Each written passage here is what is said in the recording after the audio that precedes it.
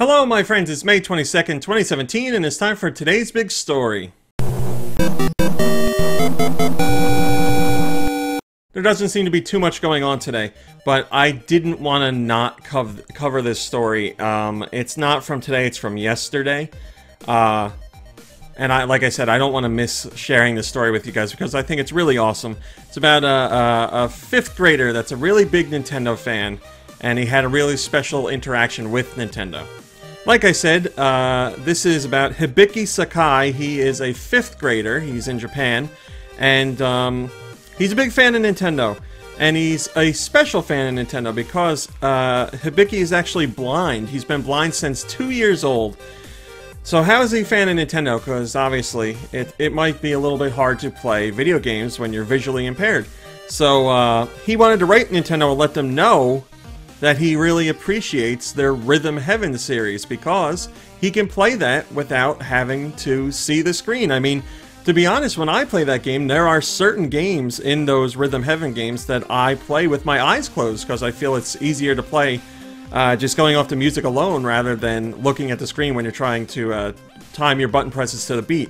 So he wrote a letter to Nintendo to let them know that he really appreciates the franchise and it's one of the few games he can play.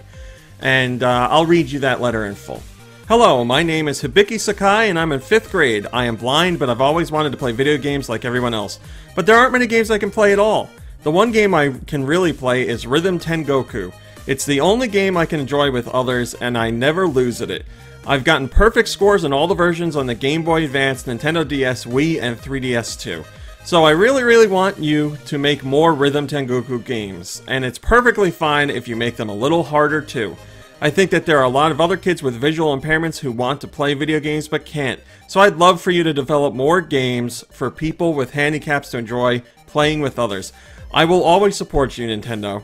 From Habiki Sakai. So Habiki sent this letter to Nintendo, and 8 days later, they responded to him. Getting a response from Nintendo alone is awesome enough, but it's the way that Nintendo responded that makes it extra special. They actually sent Habiki a braille letter so that he could read the response himself rather than having somebody else read it to him. Let me read to you what the response from Nintendo said. Thank you so much for sending us here at Nintendo your heartwarming letter. We're so happy to hear that you've perfected and enjoyed Rhythm Tengoku Gold, Mina no Rhythm Tengoku, and Rhythm Tengoku the best. We have passed on your letter to Nintendo's development department. We want to keep making games that everyone can have fun playing, so thank you for your support. It's really awesome that Nintendo took the time to send this very special fan a response. And I mean, I want more Rhythm Heaven games too, so I'm glad the kid asked for some. Hopefully we do get some. But just those little interactions, just stuff like that. I really like to hear those stories.